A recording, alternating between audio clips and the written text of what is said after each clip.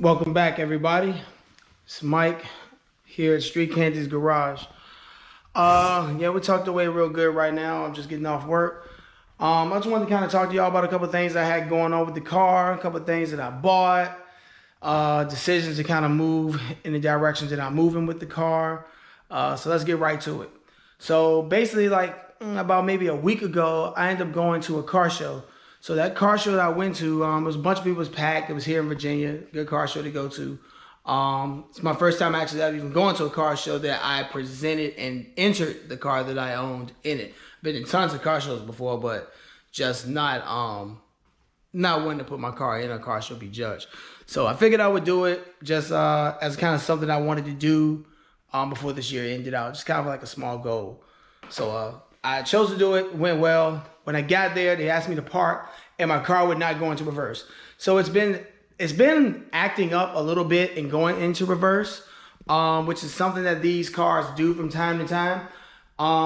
When I got this car, third gear gave me a serious problem. So I just put a Z06 transmission in it. I didn't personally do it, I had a shop do it. So my mechanic looked at it and just basically said that the synchro is starting to go in third.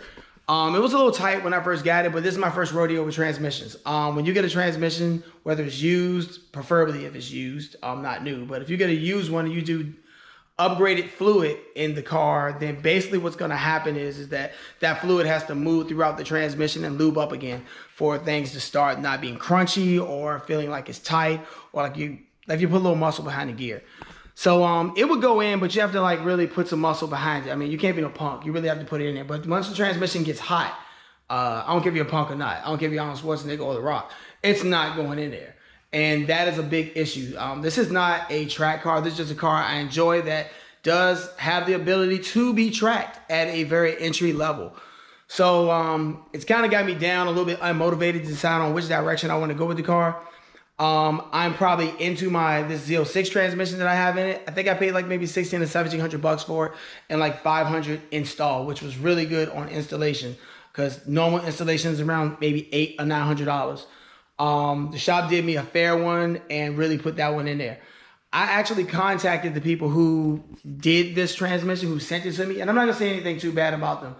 I only used them because Adam LZ and TJ Hunt, who are like the top YouTubers who run through motors and transmissions, countless, those guys use them basically. And they're East Coast persons. So they're East Coast in Maryland. And they have really good shipping. They have really good shipping, tons of parts. If you need LS anything, they're pretty good.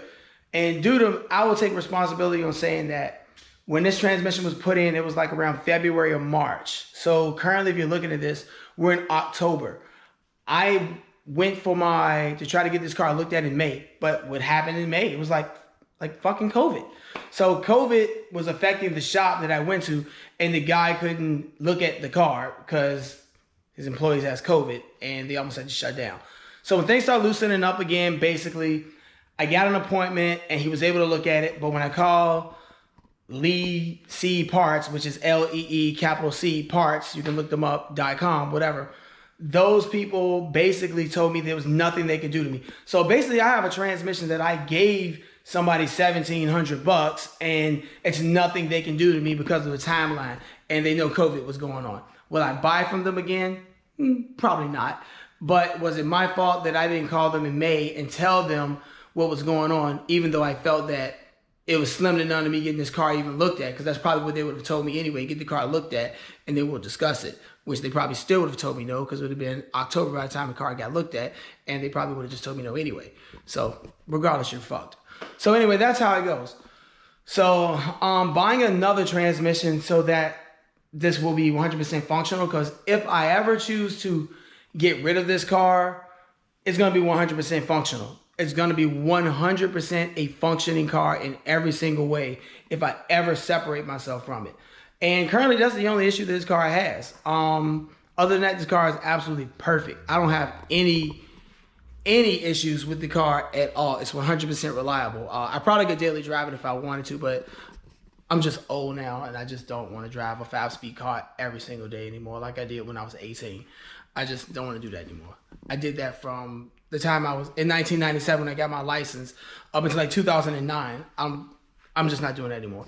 So anyway, I just basically chose to, maybe I'll get a remanufactured one. The good news is I kept my old transmission. So if I buy a remanufactured one, I can just turn my old one in for a core and I'll get another one back. So, or I could build the one that I currently have, which may run me like $3,000, or I could buy a reman for like 2,500 bucks and then pay whatever it is to put it in, $600, $700, $800 to put it in or something.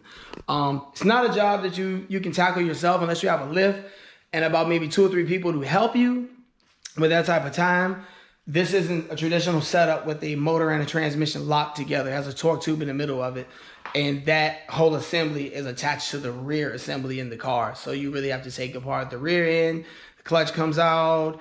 It's just a whole big thing. And it's just not an easy job. This isn't like backyard mechanic stuff. This could really get out of the hands of somebody who doesn't have a lift or proper mechanics to know how to do something like this.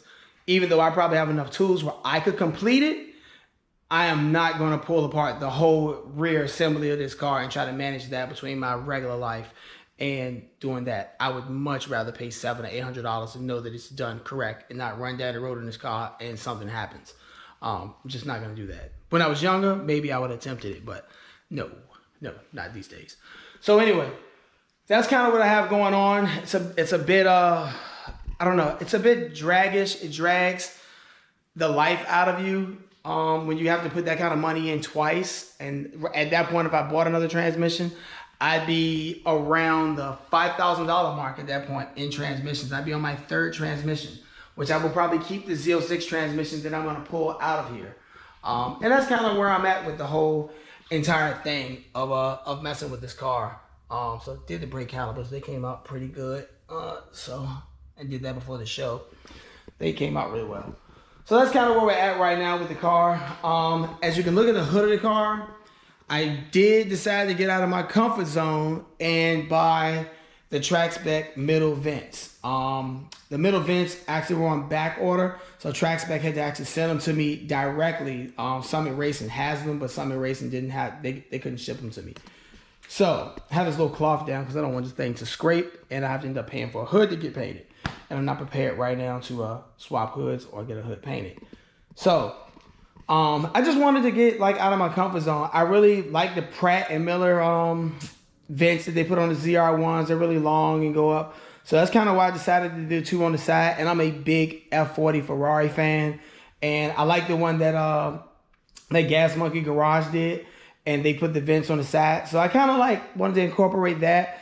And I just wanted to challenge myself. As I've owned this car for about a year, I've challenged myself to say, all right, let's kind of get out of your comfort zone and just do something that you really would normally not want to do.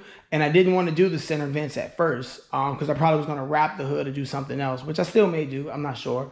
Depends on how long I decide I want to keep this or if I keep it. So, but I did want to do the vent.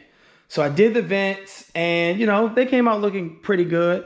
They did send me the rivets, but I don't use rivets. If you ever choose to use the track spec vents, what's going to happen is they're going to give you a choice of whether you want silver hardware or you want black hardware. I choose to do black hardware, but I went to Fastenal and I actually got the black hardware to go against mine. A heads up they don't tell you is that those are like stainless steel bolts, or they may not be stainless steel, I guess. When water hits them, they will rust. These bolts will rust. Mines aren't rusted anymore because I've actually cleared mines again and repainted them black. Because they did rust. They did start to rust the more I washed the car. And this car is garage kept, so I didn't really care anyway. I'm just not a stickler for stuff like that. But this car stays in the inside, just like any other project car I had. It stays in the inside of the garage. It's never seen rain, basically. So I wouldn't worry about the rust anyway, except for the rainwater except for the water hose water you're gonna put on it. But you can go to Fastenal, you can get the black bolts, and if you have time, if you want to clear coat them, I guess with fingernail polish or something, you probably can. Mine's held up pretty good, and I've owned the car for about a year, so I'll probably do the same thing. I have a whole bucket full of Allen head bolts and washers and stuff. So this will be a good little upgrade of something that I'm planning on doing with the car. I don't know when I'm gonna do it or drop this thing off. I may do it in the next couple of weeks. This isn't a detrimental setback or anything money-wise for you to get these installed. This is probably less than a $300 job. It's not seriously challenging money-wise. So I'll probably do it. I just don't know when I'm going to do it. I've just kind of been bummed out about the transmission whole thing. And, you know, that's kind of really where I've been. As far as if I would have waited 5 years, then 5 years ago when I was starting to wanting to buy another project car, if I would have waited and I wouldn't have spent the money and I would have been serious, all the money that I calculate in spending or how much money that I had in my C4 and then the money that I spent on this in mods and suspension and all kind of stuff, if I would have just saved that money for 5 years, I would have had enough money to go out, probably would have been earlier this year before prices jumped up or whatever the case may be on most of the decent modern sports cars. And I could have bought probably a GT350 for like 48 or 47,000. I'm still targeting those cars and I keep up with them quite a bit because like I say, that car is to me the max, and it is the car that the next car I probably will own over everything. It'll probably be the last one that I'll own. That car is actually the mecca to me. I love that car. So anyway, those cars are like 55, 59, some $60,000 cars right now, which some may flinch at 60,000, say it's a lot of money, but not when the car is in a league when it's playing with GT3 RSs and stuff on track. Those cars are like serious, man. Like to me, those cars are a good bang for the buck when they're running up against cars at $150,000. That's big money for a car, but for half the price, you can have the same performance. And to me, it would be the last car. I've never owned a car and been the first or second owner and then keep it a lifetime. So, and then pass it on to like, you know, your son or something. That's kind of where I'm at in that frame of mind, where I want to be the first or the second owner of a really, really, really nice car and then pass it on to one of my kids and own it to the point where like a doctor tells me I can no longer shift gears because I'm probably too old to be driving that way. That's kind of where I'm at this point of being 40 and wanting to own something really, really, really, really nice, like really a really nice car.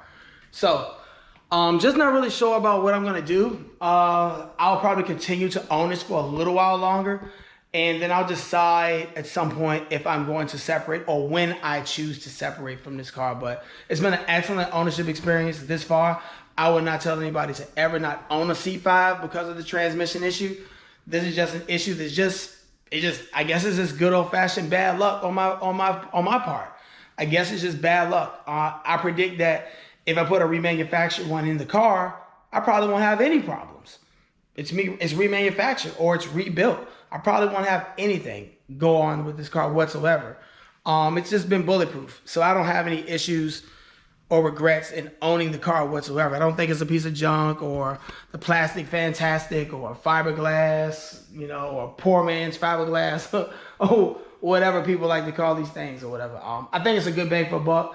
I hope it doesn't deter anybody from wanting to own one. I think they're great cars. They're on the rise right now. I certainly couldn't buy this same car for what I paid for it. I've only owned it a year, and I'm pretty sure if I sold it right now, I would probably make, I don't know, maybe $3 or $4 grand on it. I'm pretty sure I would. They're just going up, being that everything electric is starting to come out, and all the 6-speed manual cars are just disappearing, and JDM stuff is falling off the planet, and it's on a rise. If you had a Supra or MK3, MK4, FC or FD, NSX, Z32, Z31, especially Z31. Z31's about to go up. So if you're in the market for a Z31, try to buy one because next year they'll probably be $10,000 to $15,000 cars, guaranteed. So it's just, they're great cars. They're great cars for what they are, and they're a ton of fun. But I'm just having really bad luck right now with transmissions. God, just real bad luck. So anyway, thank you guys for tuning in. I appreciate it. I will get back with you guys as soon as I possibly can, or I get free at some other point to get back with you. Thank you for looking at what I do have going on. It's a very small channel with very small subscribers.